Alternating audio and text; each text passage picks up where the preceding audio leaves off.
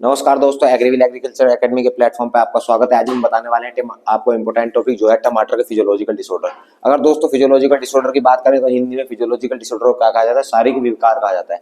तो कुछ ऐसी कंडीशन होती है, कुछ ऐसे शारीरिक विकार होते हैं जो प्रतिकूल परिस्थितियों में, इसके कारण प्रतिकूल परिस्थितियों के कारण क्या होते हैं, उत्पन्न होते हैं हमारे शरीर में। वो प्रतिकूल परिस्थितियां सब्जियों में बहुत सारी हो सकती है, जैसे टेम्परेचर हो सकता है, प्रकाश हो सकता है, नमी हो सकती है, पोषक तत्वों की कमी हो सकती है, हानिकारक गैसें हो सकती हैं।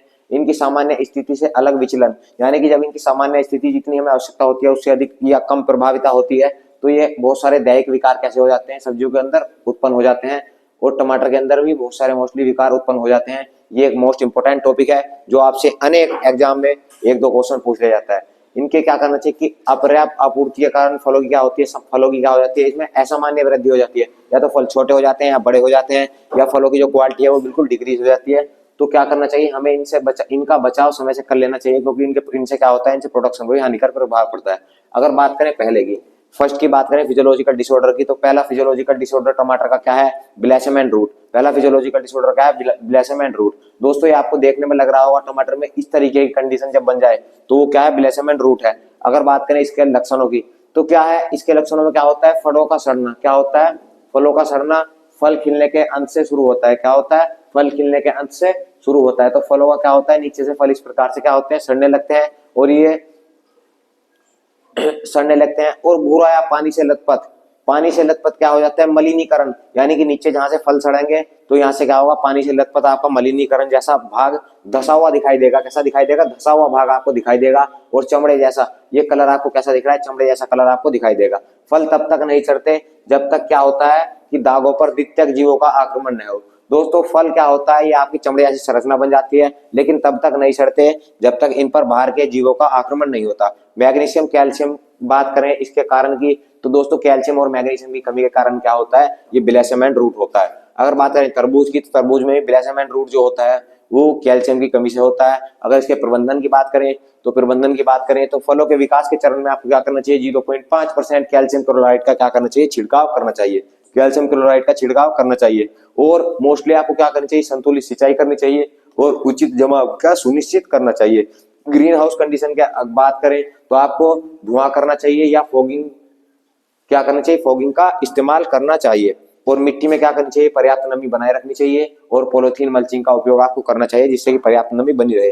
तो दोस्तों अगर ये पर्याप्त उपाय आप अपनाते हैं तो ब्लैसम एंड रूट की कंडीशन से क्या आप अपने टमाटर के पौधों को क्या कर सकते हैं? फसल को बचा सकते हैं।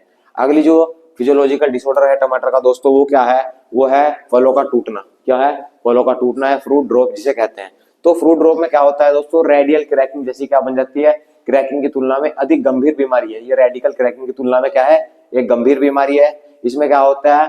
फल जो होते हैं वो तने के सिरे से टूटना प्रारंभ करते हैं। कहां से टूटना प्रारंभ करते हैं? तने के सिरे से। तने के सिरे से, या आपका टमाटर लगा हुआ है तो यहाँ से टूटना क्या करते हैं? प्रारंभ करते हैं। हरे फलों के कंदों के चारों ओर क्या हो जाते हैं? संकेंद्रित दरार पड़ जाती है। तो दोस्तों फलों का फटना दो तरीके से होता है। एक तो कंसेंट्रिक रिंग, कंसेंट्रिक रिंग, यानी कि आपका ये टमाटर है तो इस तरीके की क्या रिंग बन के टमाटर फटेगा। और दूसरा क्या होता है? क्रैकिंग। पूरा ये आपका टमाटर है इस तरीके से क्या होगी? आपकी क्रैकिंग होगी। तो बड़े फल, जो बड़े साइज के जो आपके टमाटर होते हैं उनमें क्या होता है? फलों का फटना क्या है? एक आम समस्या है। अगर इसके कारण की बात करें तो क्या होता है? लंबे समय तक क्या होता है? आपका टमाटर शुष्क है और उसके बाद क्या होती है? भारी वर्षा होती है। तो क्या होता है? भारी वर्षा के कारण क्या होता है? ये आपका फलों का फटना ज्यादा दिखाई देता है। और मोस्टली फलों के फटने की बात करें तो फलों का फटना बोरोन की कमी के कारण होता है। किसी कमी के कारण होता है? बोरोन की कमी के कारण होता है। तो अगर बात करें आपको समय से इसका क्या करना चाहिए? उपचार प्रबंधन करना चाहिए। और आप प्रबंधन नहीं करते तो आपको फलों की क्वालिटी क्या हो जाती है? बहुत ज्यादा डिक्रीज हो जाती है। अगर बात करें इसके प्रबंधन की, तो क्या करना चाहिए? मिट्टी में इष्टतम नमी बनाए रखनी चाहिए, क्योंकि सूखा भी क्या है? अगर सूखा ज्यादा रहेगा तो ये आपकी जो कंडीशन है फिजियोलॉजिकल डिसऑर्डर की, ये ज्यादा बढ़ेगी। बात करें तो प्रतिरोधी किस्में क्या करनी चाहिए? आपको पूसा रोबी, सियोक्स, रोमा, अर्कासोरब जैसी क्या प्रतिरोधी किस्में आपको उगानी चाहिए। और आपको क्या करना चाहिए? 20 से 30 किलोग्राम बोरेक्स का क्या करना चाहिए? प्रयोग करना चाहिए।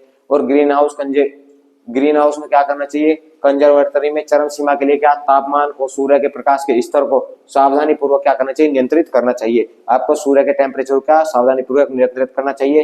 हीटिंग, वेंटिलेशन, सफेद ग्रीन हाउस पेंट के संयोजन का क्या उचित प्रयोग आपको करना चाहिए। तब इसका आसानी से आप क्या कर सकते हैं? प्रबंधन कर सकते हैं। अगर बात करें अगले फिजियोलॉजिकल डिसऑर्डर की, अगले क्या फिजियोलॉजिकल डिसऑर्डर जिसे क्या कहा जाता है, सूजन या खोखलापन या क्या बोलते हैं पफीनेस, पफीनेस। तो ये टमाटर का क्या है इंपॉर्टेंट फिजियोलॉजिकल डिसऑर्डर है। अगर बात करें इस कंडीशन में तो इसमें क्या होता है, इसकी जो भारी दीवारें होती हैं वो क्या होती हैं, भारी दीवारें जो होती हैं वो क्या हो जाती हैं, खुली गुहाओं में स्थिति में संदर्भ करती हैं। और दोस्तों इसमें क्या होता है, जो आपका भारी टमाटर की क्या है संरचना है वो पूरी वृद्धि करती है, क्या करती है वृद्धि करती है। लेकिन जो आंतरिक संरचना है, आंतरिक संरचना वृद्धि नहीं करती, वृद्धि नहीं कर पाती, जिससे क्या हो जाता है अंदर का आपका टमाटर जो होता है क्या हो जाता है खोखला, कैसा हो जाता है खोखला, खोखला हो जाता है। जैसे आप टमाटर को काटते हैं तो बाहर से आपको अच्छा लगेगा लेकिन अंदर से क्या आपको खोखरी दिखाई देती है। भारी दीवार का क्या विकास जारी रहता है, यानी आपकी जो भारी कंडीशन है उसका क्या विकास चलता रहता है, लेकिन जो आपका आंतरिक ऊतकों का विकास है वो क्या है रुक जाता है, रुक जाता है। इसके परिणाम स्वरूप क्या होते हैं, हल्के वजन वाले फल क्या हो जाते हैं प्राप्त होते हैं। आपके फल का जो वजन घट जाता है क्योंकि उसके अंदर क्या है गुदे का निर्माण कम होता है, जिसमें दृढ़ता की कमी होती है और आंशिक रूप से भरे होते हैं। अगर बात करें दोस्तों इसके प्रबंधन की, किसकी बात करें पफीनेस के प्रबंधन की, तो पफीनेस देखिए दोस्तों आपको जो चित्र में दिखाई दे रहा है, आप जैसे अपने टमाटर को काटते हैं तो उसके अंदर क्या आपको अंदर का जो भाग है आपको सूखा सूखा दिखाई देगा, आपको ऐसा लगेगा पता नहीं कितने पुराने रखे हुए टमाटर हैं। लेकिन ये मोस्टली समस्या कौन सी होती है, फिजियोलॉजिकल डिसऑर्डर होता है और ये क्या होती है पफीनेस होती है। अगर बात करें इसके कारण की, इसका कारण क्या है, तो प्रॉपर जो आपका निषेचन ना होना, प्रॉपर अगर निषेचन नहीं होगा तो क्या होगी आपके पफीनेस की कंडीशन बन जाएगी। सामान्य निषेचन के बाद भ्रूण का गर्भपात हो जाता है, ठीक है, भ्रूण का क्या हो जाता है गर्भपात हो जाता है, यानी पोलिनेशन भी होता है और उसके बाद क्या हो जाता है एबॉर्शन हो जाता है, तो भी ये कंडीशन बनेगी। उच्च तापमान और पूर्वगामी कारक भी क्या है इसके लिए जिम्मेदार है। और बात करें मिट्टी की नमी, मिट्टी की नमी भी क्या है इसके लिए मोस्टली जिम्मेदार है। अगर बात करें हम इसके कंट्रोल की, किसके पफीनेस के कंट्रोल की बात करें, तो पफीनेस के कंट्रोल के लिए आपको क्या करना चाहिए, मिट्टी में क्या करना है, इष्टतम पर्याप्त नमी बनाए रखनी है, इष्टतम पर्याप्त नमी बनाए रखनी है। और अधिक सिंचाई से क्या करना है, अधिक सिंचाई से बचना है। पर्याप्त नमी रखनी है लेकिन सिंचाई हमें आवश्यकता से अधिक नहीं करनी है। और अगर बात करें तो इसके कंट्रोल के लिए आपको 20 मिलीग्राम प्रति लीटर की दर से सीपीए क्या करना चाहिए, सीपीए 20 से 25 ml पर लीटर की दर से सीपीपीयू, क्या सीपीपीयू एकल के प्रयोग से क्या करना चाहिए, एकल का प्रयोग आपको करना चाहिए, तभी क्या कर सकते हैं आप पफीनेस से क्या कर सकते हैं बचाव कर सकते हैं अपने टमाटर का। क्योंकि दोस्तों क्या होगा आपका प्रोडक्शन भी ज्यादा होगा और प्रोडक्शन जाने के बाद जब अंदर से आपका टमाटर खोख रहा होगा तो आपके प्रोडक्ट टमाटर में क्या होगा वजन नहीं होगा, जिससे आपकी प्रोडक्शन की क्या होगी, प्रोडक्शन की टोटल प्रोडक्शन जो हो जाएगा उसका भार क्या हो जाएगा कम हो जाएगा और आपको नुकसान हो जाएगा। दोस्तों आगे बात करें सन स्काल्ड की, तो सन स्काल्ड क्या है, मोस्ट क्या है टमाटर का फिजियोलॉजिकल डिसऑर्डर है। जब टमाटर हमारा क्या होता है सूर्य की रोशनी के संपर्क में आता है, क्या है सूर्य की रोशनी के संपर्क में आता है तो टमाटर के फल क्या हो जाते हैं हरे होने स्टार्ट हो जाते हैं, कैसे हरे होने स्टार्ट हो जाते हैं। और टमाटर के ऊतकों पर क्या पड़ जाते हैं छाले पड़ जाते हैं। दोस्तों देखिए छाले आपको दिखाई दे रहे हैं, तो टमाटर के जो भारी भाग है उस पर क्या आपको छाले जैसी संरचना दिखाई देती है और फलों पर धसा हुआ क्षेत्र बन जाता है। फलों पर कैसा बन जाता है, धसा हुआ क्षेत्र बन जाता है। ये छाला बना, छाला बनने के बाद ये सॉफ्ट होने के बाद धीरे धीरे धसा हुआ क्षेत्र बन जाता है और उसके बाद ये पानी से भीगे हुए दिखाई देते हैं। कैसे दिखाई देते हैं, आपने टमाटर को तोड़ा यहाँ से, वो टमाटर को तोड़ने के बाद क्या हुआ, यहाँ निशान बना दिखाई दिया, उसके बाद यहाँ से गलने लगता है। तो जैसे आप उसे तोड़ोगे तो आपका हाथ यहाँ धस जाएगा, तो क्या हो जाएगा धसा हुआ क्षेत्र बन जाता है।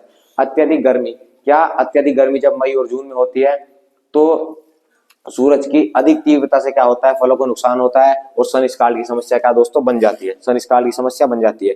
अगर बात करें इसका प्रबंधन किस तरीके से आपको करना चाहिए सन स्काल्ड का, तो आपको क्या करना चाहिए, भारी पत्ती वाली किस्मों को उगाना चाहिए जिनमें बहुत भारी पत्ती है और अगर सूर्य की रोशनी पड़ती है तो क्या हो सके कि जो टमाटर है उसमें सूर्य की रोशनी कम पड़ सके और उसके फलों को नुकसान कम हो सके, ठीक है, जिससे फलों को क्या कर सके पत्तियां सुरक्षा प्रदान कर सके।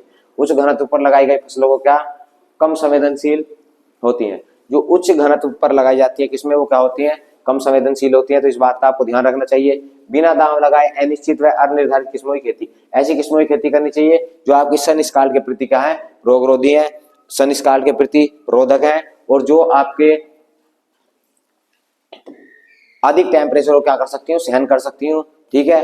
अगर आगे बात करें आपके इंजरी की, तो ठंड से क्या हो जाती है इंजरी हो जाती है। तो ठंड से इंजरी होने का क्या कारण है टमाटर में, तो टमाटर क्या है पाले के प्रति बहुत ही संवेदनशील होता है। क्या होता है पाले के प्रति संवेदनशील होता है, अर्थात पाले से टमाटर को क्या होता है पत्तियों को नुकसान हो जाता है और फलों को भी नुकसान हो जाता है। तो लगभग क्या होता है जब 0 डिग्री सेल्सियस क्या होता है तापमान होता है तो टमाटर की क्या लताएं जम जाती है, टमाटर की लताएं दोस्तों जमने लगती हैं और लताएं जमने के बाद क्या हो जाती है सूख जाती है। तो फल बहुत ही गंभीर लक्षण दिखाते हैं, फल क्या दिखाते हैं बहुत ही गंभीर लक्षण। जब आपका पाला पड़ेगा तो पाला पड़ने के बाद क्या होंगी उसकी लताएं जम जाएंगी अंदर से और लताएं जम जाएंगी तो धीरे धीरे क्या फल आपका सूखने लगेगा और ये क्या फिर सूखने के बाद जब आपकी डाली सूख जाएंगी तो उसके बाद क्या फल पर भी हानिकारक प्रभाव पड़ेगा और वे नरम गर्म पानी से लथपथ फीके रंग के हो जाएंगे। कैसे हो जाएंगे? फीके रंग के टमाटर आपको दिखाई देंगे। अगर इसके प्रबंधन की बात करें इंजरी के, तो इस समस्या से निपटने के लिए पत्तों को क्या करना चाहिए? ढक देना चाहिए। क्या करना चाहिए? ढक देना चाहिए। ठीक है। आगे अगर बात करें फिजियोलॉजिकल डिसऑर्डर की, तो अगला क्या है? धब्बेदार पकना। क्या है? बिलोची राइपेनिंग या धब्बेदार पकना। ठीक है। तो फलों का पकना एक समान नहीं होता। इसमें क्या होता है? सभी फल एक समान नहीं पकते। कुछ भागों में क्या होता है? कुछ भागों में आपको टमाटर के रंग, आपने क्या लिया? टमाटर लिया, तो टमाटर के कुछ भाग जो है आपको वो कैसे पके पके दिखाई देंगे अंदर से। वो यहाँ से कच्चा, फिर यहाँ से पका हुआ, यहाँ से कच्चा, यहाँ से कच्चा, यहाँ से पका हुआ, यहाँ से कच्चा। तो आधा टमाटर पका हुआ दिखाई देगा, आधा कच्चा दिखाई देगा। ठीक है। तो यहाँ बीच में क्या दिखाई देंगे आपको? सफेद सफेद धब्बे दिखाई देंगे।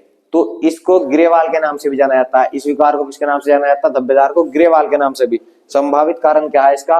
पोषक का असंतुलन। क्या होता है? अगर पोषण का असंतुलन है तो ये समस्या बन जाती है। और यहाँ फल लगने के दिनों, अगर यहाँ फल लगने के दौरान अधिक दिनों या हफ्तों तक बारी बारी से सूरज और बादल रहने से भी धब्बेदार का कारण बन जाता है। अगर लगातार सूरज बन रहा है और लगातार धब्बे बन रहे हैं तो उससे भी क्या बादल आ रहे हैं तो उससे भी क्या ये समस्या बन जाती है। ठीक है। अगर दोस्तों इसके प्रबंधन की बात करें, प्रबंधन के धब्बेदार के प्रबंधन की बात करें, तो फलों के पकने के दौरान क्या करना चाहिए? नियमित जल की आपूर्ति करनी चाहिए। अगर फल लगातार पक रहे हैं तो जल की आपूर्ति करेंगे तो धब्बेदार की समस्या आपकी नहीं बनेगी। 0.5% पोटेशियम क्लोराइड का क्या करना चाहिए? पड़ने छिड़काव करना चाहिए। 0.5% पोटेशियम क्लोराइड का पड़ने छिड़काव करना चाहिए। और फलों के अच्छे विकास के लिए क्या करना चाहिए? अनुकूल जो प्रकाश की तीव्रता होती है उसे क्या करना चाहिए? रोपण तिथि को समायोजितता के अनुसार क्या मैनेज करना चाहिए। अगर बात करें आगे फिजियोलॉजिकल डिसऑर्डर की, तो मुंह बनना। क्या होता है मुंह बनना? इसे क्या बोलते हैं? Cat face. क्या बोलते हैं? Cat face. तो कैट फेज की समस्या दोस्तों कब बनती है? फूल खिलने के अंत में फल क्या हो जाते हैं? विकृत हो जाते हैं। फूल बनने खिलने के अंत में आपका फूल खिला और जैसे ही फूल खिलने का अंतिम समय हुआ तो फल क्या हो जाते हैं? आपके विकृत हो जाते हैं। फलों में लकीरें बन जाती हैं। क्या बन जाती है? लकीरें देखो आपको दिखाई दे रही है। लकीरें बन गई, लकीरें बन जाती है। खांचे, गड्ढे, डब्बे बन जाते हैं। ये क्या? खांचे बन गए, गड्ढे बन गए और ये क्या? आपके धब्बे बन जाते हैं। तो अंडाशय के फूल के सिरे पर कोशिकाएं क्या होती है? मर जाती है। जो अंडाशय होता है दोस्तों, अंडाशय के जो फूल का सिरा होता है उस पर कोशिकाएं आपकी मर जाती हैं और क्या हो जाती है? वो काली हो जाती है। तो चमड़े जैसा कैसा बन जाता है? चमड़े जैसा आपका धब्बा इस पर बन जाता है। ठीक है। चमड़े जैसा बिलोची राइपेनिंग है, चमड़े जैसा धब्बा बन जाता है। अगर नेक्स्ट आगे बात करें इसका, तो दोस्तों इसके कारण क्या क्या है? इसके कारण क्या क्या है बिलोची राइपेनिंग के? बिलोची राइपेनिंग की अगर बात करें, इसकी अगर बात करें धब्बेदार की, तो पुष्प के दौरान प्रतिकूल जलवायु परिस्थितियों के कारण क्या होता है? स्तरीकेतर कोशिकाओं की वृद्धि में क्या होती है? विकृति आ जाती है।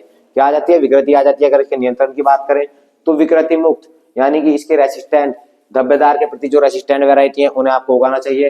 पर्याप्त बढ़ती परिस्थितियों में टमाटर को क्या करना चाहिए? उगाना चाहिए। और अनुशंसित संस्कृति प्रथाओं को क्या आपको अपनाना चाहिए। तब आप इससे क्या कर सकते हैं? बचाव कर सकते हैं। अगर दोस्तों नेक्स्ट बात करें इसके फिजियोलॉजिकल डिसऑर्डर की, क्या करें? फिजियोलॉजिकल डिसऑर्डर की,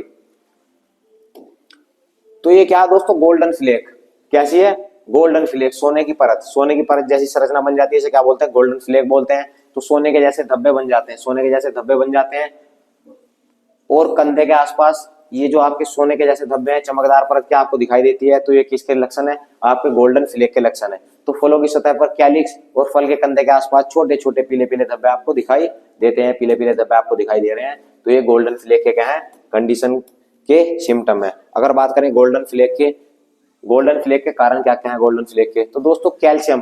क्या होता है? कैल्शियम फास्फोरस जो उर्वरक होते हैं, फास्फेट उर्वरक, उनकी क्या अधिक आपूर्ति। अगर कैल्शियम फास्फेट उर्वरक हम ज्यादा दे रहे हैं तो उससे क्या होता है? आपकी टमाटर पर चमकदार परत बन जाती है, इससे गोल्डन फ्लेक हो जाता है। अगर अतिरिक्त कैल्शियम ऑक्सलेट हम दे रहे हैं तो क्या हो जाता है? आपकी टमाटर चमकदार परत बन जाती है। ठीक है। अगर बात करें इसके प्रबंधन की, तो कैल्शियम पोटास की क्या करनी चाहिए? हमें लिमिटेड मात्रा देनी चाहिए। और गर्मी में क्या करना चाहिए? हमें छाया का प्रबंधन करना चाहिए। छाया का प्रबंधन करना चाहिए, क्योंकि सूर्य के प्रकाश से भी कभी कभी क्या हो जाती है? ये चमकदार कंडीशन दोस्तों बन जाती है। तो दोस्तों ये थे टमाटो के फिजियोलॉजिकल डिसऑर्डर। मैंने आपको समझाया। आपको हमारी वीडियो कैसी लगी? अगर आप एग्रीकल्चर की किसी भी कंपटीशन की तैयारी कर रहे हो, चाहे गवर्नमेंट एग्जाम हो, चाहे कोई भी एंट्रेंस हो, तो आप हमारे एग्रीविल एग्रीकल्चर एकेडमी से क्या कर सकते हैं? जुड़ सकते हैं। यहाँ आपको भारत के बेस्ट एजुकेटरों द्वारा एक अच्छी तैयारी कराई जाती है, जिससे आप किसी भी गवर्नमेंट जॉब में अपना सिलेक्शन पूरा कर सकते हैं और सिलेक्शन लेने के बाद आप अच्छी प्रैक्टिस यहाँ कर सकते हैं। दोस्तों आपको वीडियो कैसी लगी, हमसे जुड़े रहने के लिए हमारे चैनल को सब्सक्राइब करें, वीडियो को लाइक करें। जय हिंद, जय भारत।